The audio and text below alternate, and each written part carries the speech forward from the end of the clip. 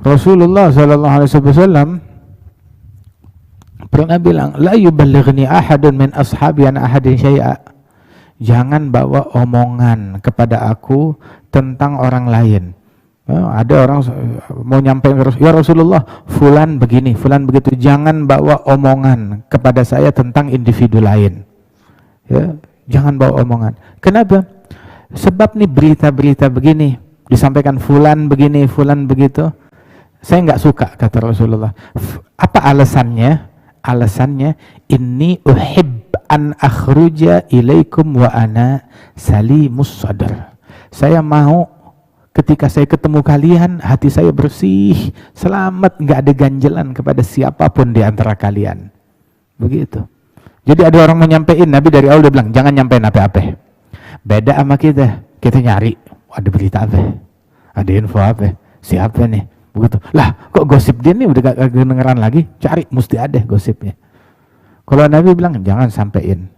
Jangan sampein. Yang sibuk dengan berita-berita beginian kadang itu natijatul inqita' anillah. Ikut-ikutan sama yang beginian itu adalah buah dari keterputusan hubungan dengan Allah.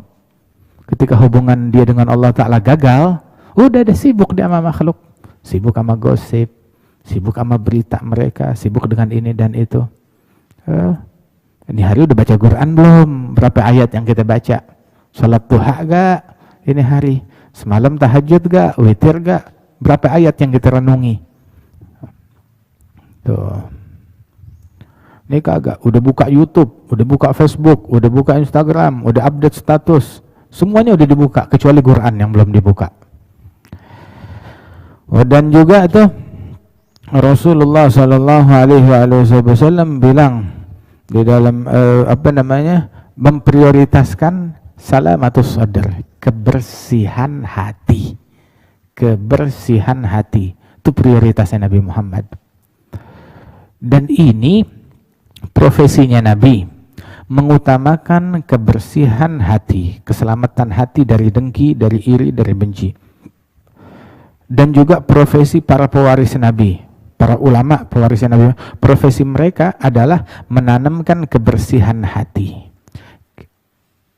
Nabi Muhammad, para sahabat, para ulama, para sholihin, mereka ngajarin kepada murid-muridnya untuk hati jangan dengki sama orang, jangan benci sama orang. Makanya yang kita belajar dulu dari ulama kita, dari guru-guru kita, dari kiai kita, dari masyayikhna, mereka selalu ngajarin tuh, jangan dengki sama orang, jangan benci sama orang, hati yang ikhlas, yang tulus, bersih, jangan ada ganjalan kepada siapapun. Itu kita hadir majelisnya mereka dimanapun, orang yang datang hatinya kotor, keluar hatinya bersih. Datang hatinya ada kebencian, keluar kagak ada benci. Datang mutusin silaturahmi, begitu pulang hatinya tuh khalas, niat untuk nyambung silaturahminya. Yang durhaka pulang jadi bakti. Seperti itu.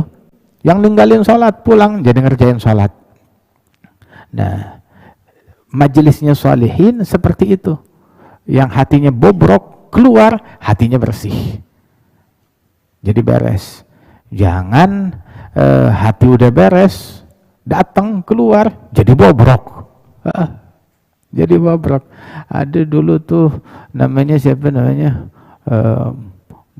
Musailamah al-Kadzdzab. Nabi palsu. Itu dikasih tahu, Musailamah, lu katanya nabi. Iya, dia mengklaim dirinya nabi. Itu Nabi Muhammad itu sumur kering, kosong, terus diludahin nama Nabi, langsung airnya keluar meluap sampai ke bibir sumur. Nah ini sekarang kita ada sumur, airnya setengah. Ayo lu ludahin. Bisa, saya juga Nabi. Diludahin, airnya langsung ambles, hilang, ludes. Begitu. Musailamah al-Kadzdzab.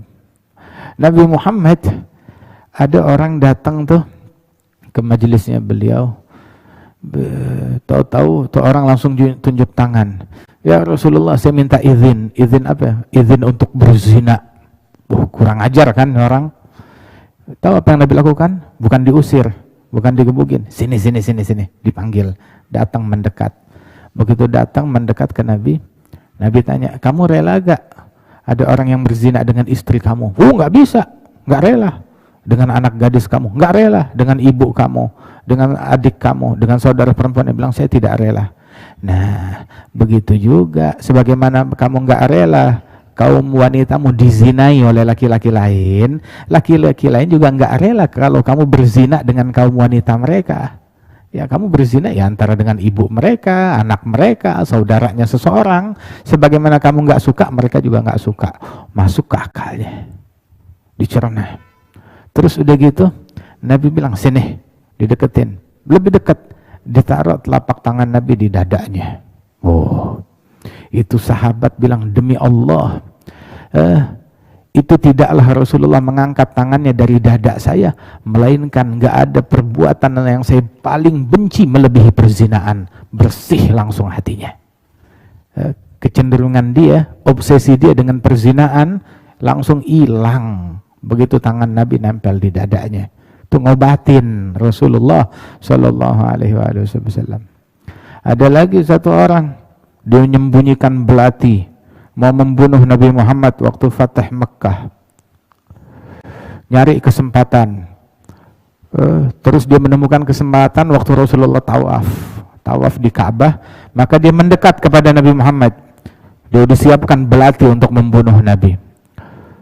Mendekat sampai betul-betul dekat di belakangnya Rasulullah. Nabi lagi tawaf dengan khusyuknya. Tahu-tahu begitu dia udah mau tusukkan belatinya itu, Nabi berhenti. Dia terkejut. Nabi Muhammad berhenti dan langsung nengok ke belakang dan berkata, ya fulan. Terkejut dia, namanya dipanggil. Rasul depan wajah dia. Madza haddatsta bihi nafsak? Apa yang kamu lagi pikirin dalam benakmu? Bilanglah, ya Rasulullah, azkurullah, saya cuma berzikir doang. Berzikir. Itu di bajunya ada belati. Senyum Nabi. Berzikir, di bajunya ada belati untuk membunuh. Nabi Muhammad malah nyamperin tuh orang sini. Dipegang dadanya oleh Nabi Muhammad. Ini orang dia pura-pura masuk Islam tadinya, tapi ingin membunuh Nabi. Dipegang dadanya oleh Rasulullah. Itu orang bilang, tidaklah Rasulullah mengangkat tangannya dari dada saya, melainkan di muka bumi nggak ada orang yang paling saya cintai melebihi Nabi Muhammad. Tadinya orang yang paling saya benci, saya udah mau bunuh nih, berubah menjadi orang yang paling saya cintai. Ngelihat akhlaknya Nabi Muhammad Sallallahu Alaihi Wasallam. Coba kalau kita ketahuan, nah ini begitu yang mau ngebunuh saya, tapi Nabi malah mendoakan orang tersebut. Dipegang dadanya oleh Rasulullah, sembuh. Orang ketemu Nabi Muhammad, yang kotor langsung bersih, yang hatinya sakit langsung sembuh. Rasulullah ngobatin. Oh, kita kebalikannya, yang sembuh jadi sakit, yang waras jadi edan.